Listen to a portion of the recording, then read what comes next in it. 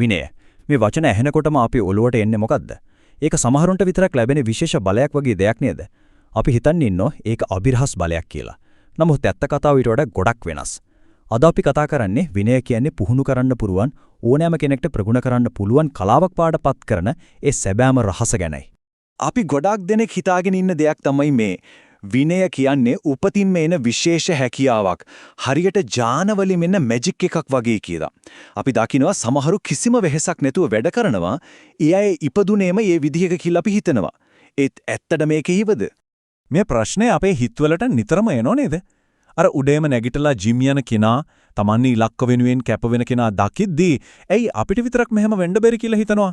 අපි හොයලා බලමු මේක පිටිපස්සේ තියෙන ඇත්තම මනෝවිද්‍යාව මොකද්ද කියලා. හරි, එහෙනම් අපි මුලින්ම මේ වැරදි මතයේ බිදලා දාමු. ඇත්ත කතාව තමයි විනය කියන්නේ S2 පාට වගේ උපතින් එන දෙයක් නෙවෙයි. නෑ, ඒක හරියට වාහනයක් එලවන්න ඉගෙන ගන්නවා වගේ පුහුණු වෙන්න පුළුවන්, ප්‍රගුණ කරන්න පුළුවන් දෙයක්. මුලදී අමාරු වුණත් පුහුණු වෙන්න ඕනෑම කෙනෙක්ට මේක හදාගන්න පුළුවන්. හරි.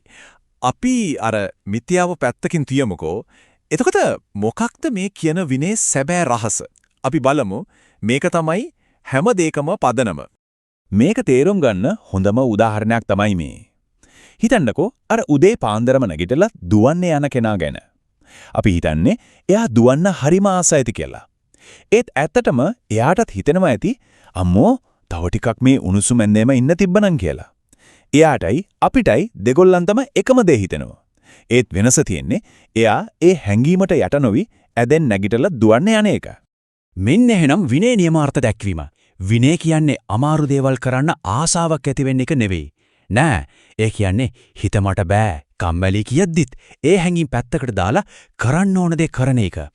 ක්‍රියාව හැඟීම් වලට වඩා බලවත් වෙන තැන. එතන තමයි විනය පටන් ගන්නෙ. මේ කතාව හරිම බලවත්. දිනන කෙනාටයි පරදින කෙනාටයි දෙන්නටම වැඩේ අමාරුයි. ඒකේ වෙනසක් නෑ. හැබැයි දිනන කෙනා එයා ඒ අමාරුවත් දරාගෙනම වැඩේ කරනවා. අන්න එතනයි වෙනස තියෙන්නේ.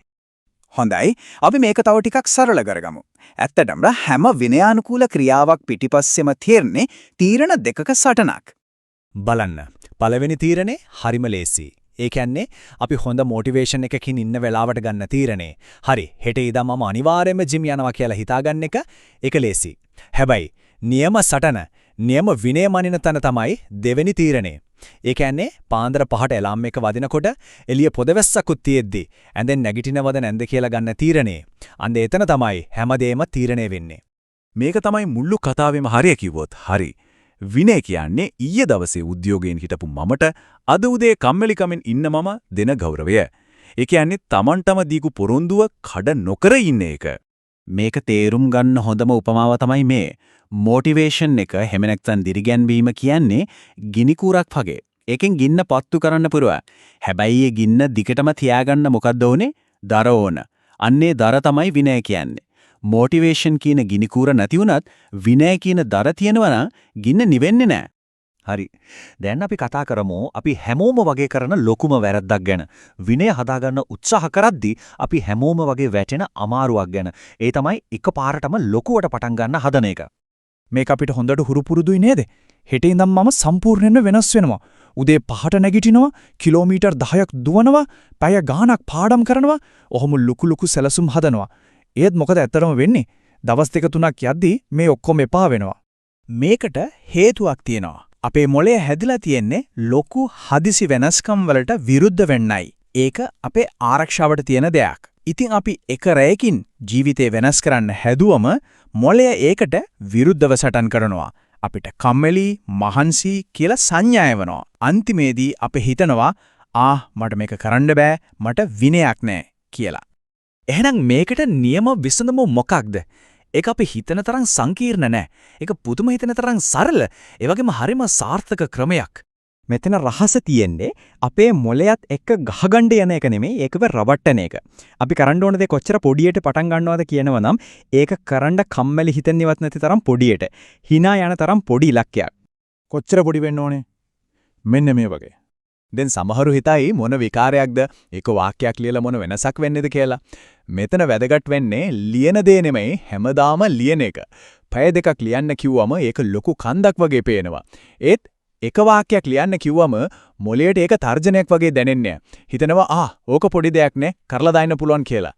හොඳට මතක තියාගන්න. මෙතන ඉලක්කය ලියන වාක්‍යය නෙවෙයි, නියම ඉලක්කය තමයි Tamanටම දුන්නු පොරොන්දු ඒටු කරන එක. හැමදාම මේ පොඩි දේ කරනකොට අපි නොදැනුවත්වම අපේ මොළයට කියනවා මම කියන දේ කරන කෙනෙක් කියලා. ටිකෙන් ටික අපි අපේ අනන්‍යභාවයම වෙනස් කරගන්නවා. කම්මැලි කෙනෙක් කියන තැන ඉඳන්ද කියන දේ කරන විනයක් තියෙන කෙනෙක් කියන තැනට. හොඳයි. දැන් අපි යමු මේ ගමනේ තියෙන සමහර වෙලාවට වැදගත්ම කොටසට. මොනතරම් සැලසුම් හැදුවත්, මොනතරම් විනයක් තිබුණත් අපි හැමෝටම වැරදෙන දවස් වෙනවා. එහෙම වෙලාවට මොකද කරන්නේ? අපි හැමෝම මිනිස්සු. රොබෝල නෙවෙයි. සමහර දවස්වලට අපිට වැඩ මගහැරෙන්න පුරුවන්. ඒක හරිම සාමාන්‍යයි. ඒත් ලොකුම වැරද්ද වෙන්නේ එතන නෙවෙයි. වැරද්ද වෙන්නේ එක දවසක් මගහැරුණා කියලා, හරි දැන් ඉතින් ඔක්කොම ඉවරයි මට මේක බෑ කියලා සම්පූර්ණයෙන්ම අතහැරලා දාන එක. ඉතින් සැබෑ විනේ නීති ටිකක් තියෙනවා. පළවෙනි එක වැදගත් වෙන්නේ 100% පරිපූර්ණ වෙන්න එක නෙවෙයි, පුළුවන් තරම් දිගටම කරන එක. සතියට දවස් 7ම ජිම් යන්න ඕනේ නෑ. දවස් 4ක් ගියා නම් ඒක ජයග්‍රහණයක්. ඒකල සතුටු වෙන්න. වැදගත්ම දේ තමයි එක දවසක් වැරදුනොත් ඊළඟ දවසේ කිසිම දෙයක් නොවුනා වගේ ආයෙත් පටන් ගන්න එක. ඒක තමයි නියම කුසලතාවය. අවසානයේදී සැබෑ විනය කියන්නේ කවදාවත් වැටෙන්නේ නැතුව ඉන්න එක නෙවෙයි. ඒ කියන්නේ වැටෙන හැම වාරයකදීම ආයමත් නැගිටින්න තියෙන හැකියාව. ඒක උපතින් එන දෙයක් නෙවෙයි. ඒක අපි හැමෝටම පුහුණු කරන්න පුළුවන් මානසික ශක්තියක්. ඉතින් හැමදාම උදේ අපේ ඔළුව ඇතුලේ සටනක් පටන් ගන්නවා. එක පැත්තකින් තියෙනවා කම්මැලිකම, අනිත් පැත්තෙන් තියෙනවා කරන්න ඕන දේ. ඉතින් ප්‍රශ්නේ මේකයි. අද දවසේ මේ සටනෙන් දිනන්න දෙන්නේ කාටද? ඒ තීරණය ගන්න පුරුවම් Tamanටම විතරයි.